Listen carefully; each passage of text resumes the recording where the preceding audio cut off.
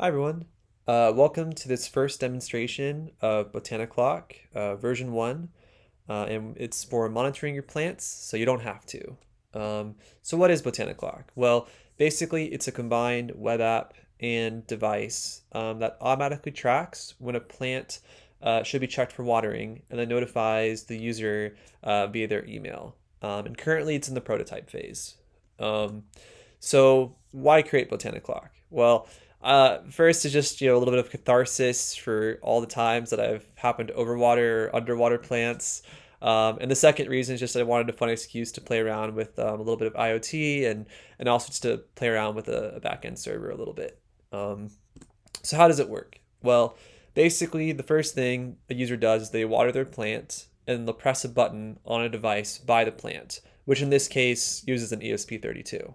And when they press that button on the device, it'll actually send a notification to the server, in this case using Java Spring, which will receive that notification and then will determine when that plant was last watered based on that notification.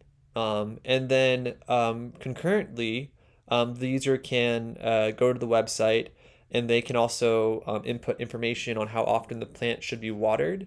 Um, and so that information will be sent from the website to the server.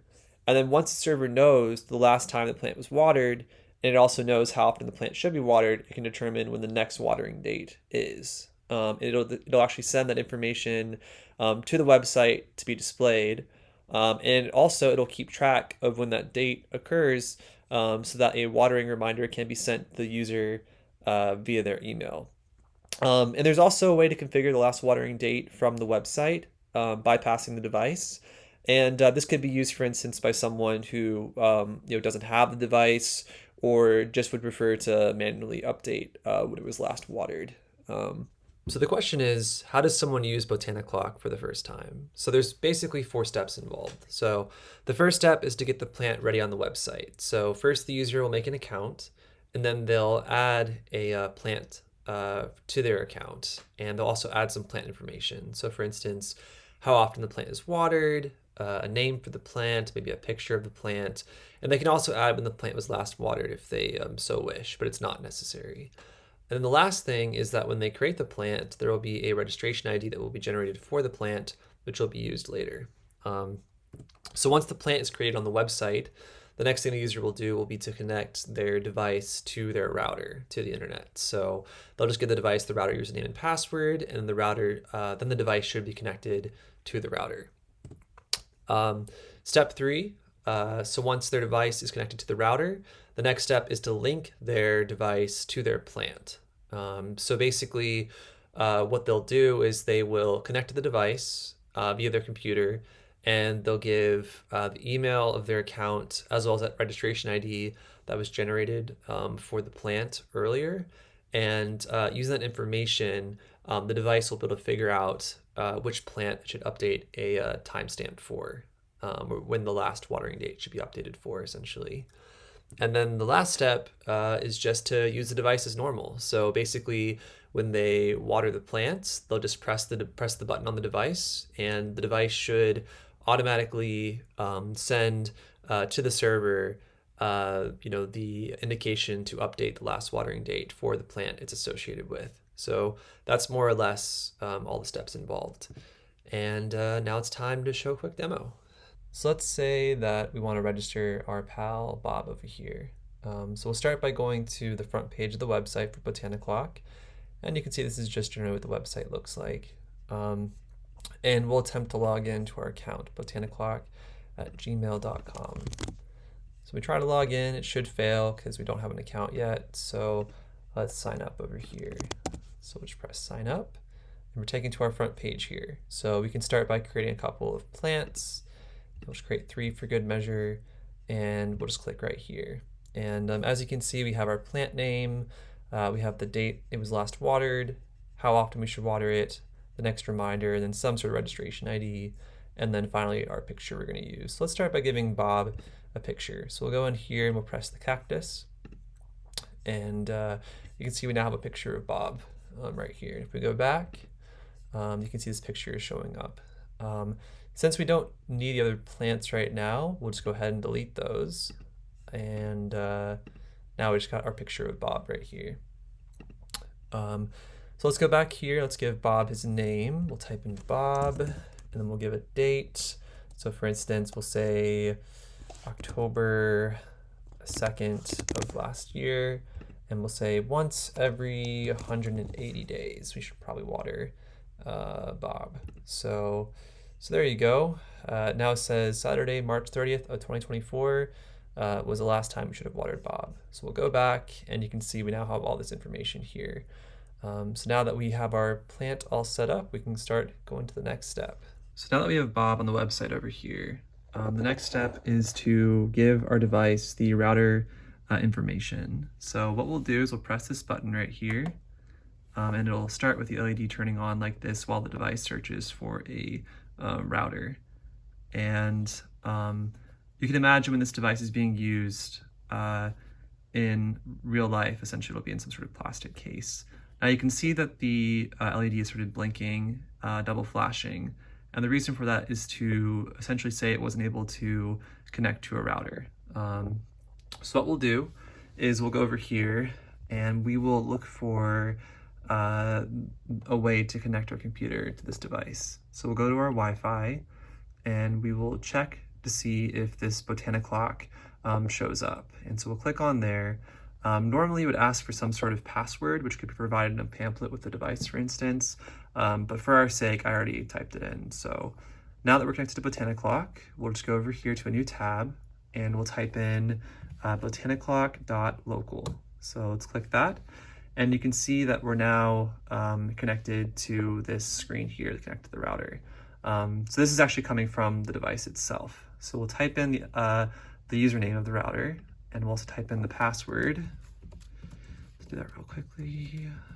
We'll press connect, and you can see the information has now been received. So now that we've managed to give the device the router information, the next step is to link this device to Bob somehow. So if we click the button again, you're going to see the device will come on, and then let's just start single flashing. So the single flashing means the device connected to the Wi-Fi successfully, but it's not linked to a plant yet. And so our next step is to register Bob over here. So the first thing we want to do is make sure we're on the same network as what we gave the device. So if you go here, you can see we're on the same network as our what we gave our device before.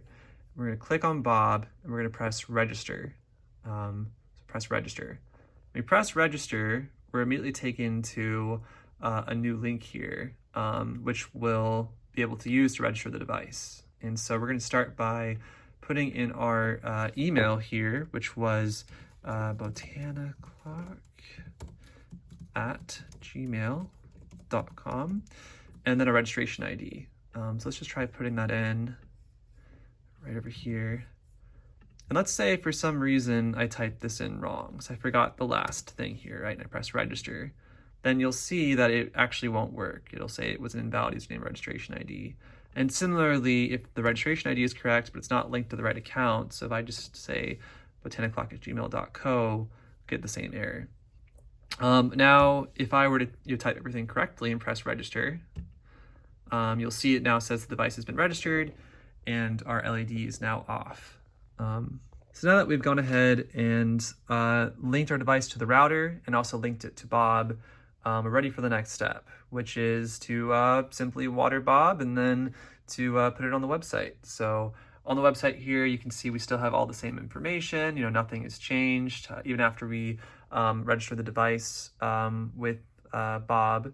But now we're going to water Bob and see what happens. So let's go ahead and say we watered Bob, and then we click this button here. The LED will turn on briefly, and then it will turn off to indicate that it was successful.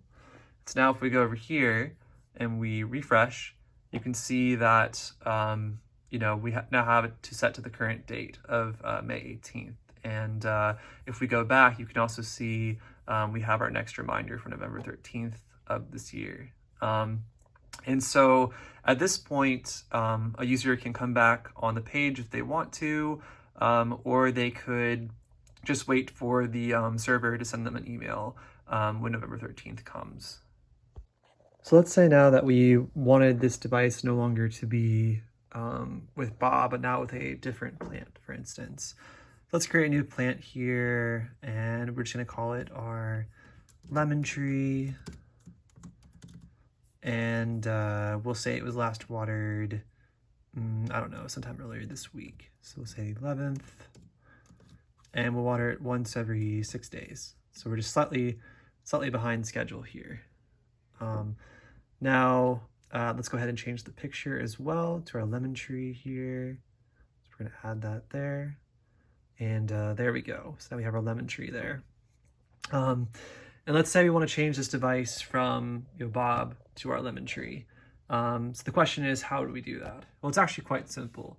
So what we do is we just click the button right here, hold it down for 5 seconds, and then you can see it's starting to flash again. So now it's in registration mode. So we'll just go over to here, we'll press register, wait for it to load the site here.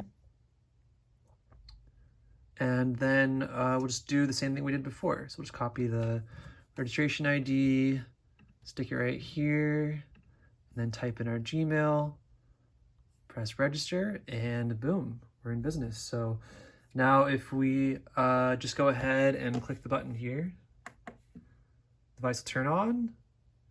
It will turn off shortly here. And then if we refresh, then you can see now it's been updated May 18th, 2024. So, that's how you would just go about and change it from one plant to another. So let's talk now about how a user would receive an email.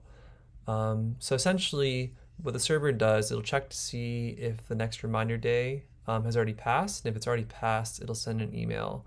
In this case, I've set it to send an email once every minute. In the real world, it'd be probably like once every day or so. And so as you can see, Bob shouldn't receive an email right now, but I'm going to go ahead and set it back to, let's say this time. So we'll be overdue. And now if we go over here, you can see we haven't received an email yet. So if I refresh, no emails have been received. But whenever the clock turns to 4:26, you should see that we'll receive an email saying that Bob needs to be watered. So that should be pretty shortly here. But yeah, so we should be set over here, as you can see, April 15th, and then the clock should turn shortly here. So let's just wait for that to happen. And now it's turned to 4:26. So if we refresh, you can see that Bob is now ready to be watered, and it even says, when Bob was set to last be watered. So that's kind of just a simple example of what the email would do, for instance. So now I'm just going to show some other cool features of the website. So the first thing is if we go back to the front page here, we try to log in, you'll see it'll be automatic, and the same if we go back and press sign up. So basically the website has a cookie that allows the user to stay in, essentially. And then I've also added in a menu here that just has a settings option, and you can change the password or delete an account here. So as an example, we can go to botaniclock@gmail.com, type in our current password, type in a new one, change the password, and if we log out now, and then we log back in, and we type in the old password, it shouldn't work. If we type in the new password, it works. So those are kind of the main new features I have here. Another thing the website can do is if I log out and I try to go to a page I shouldn't go to, so let's say, for instance, my plants, it'll just take me to the login page here. And then I guess the last thing to show would just be deleting an account. So if we go to our settings here, and then we type in our, our username as well as our password.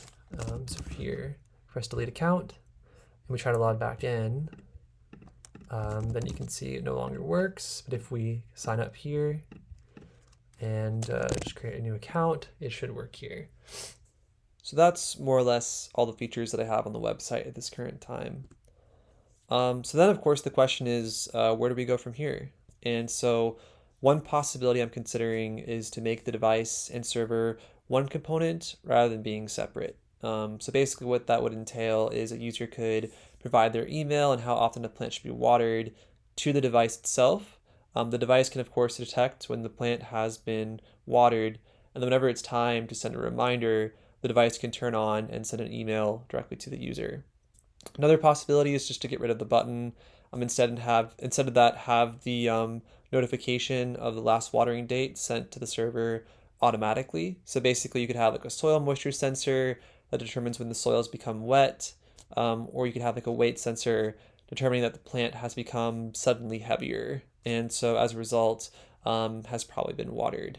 And so those are just a couple of different possibilities.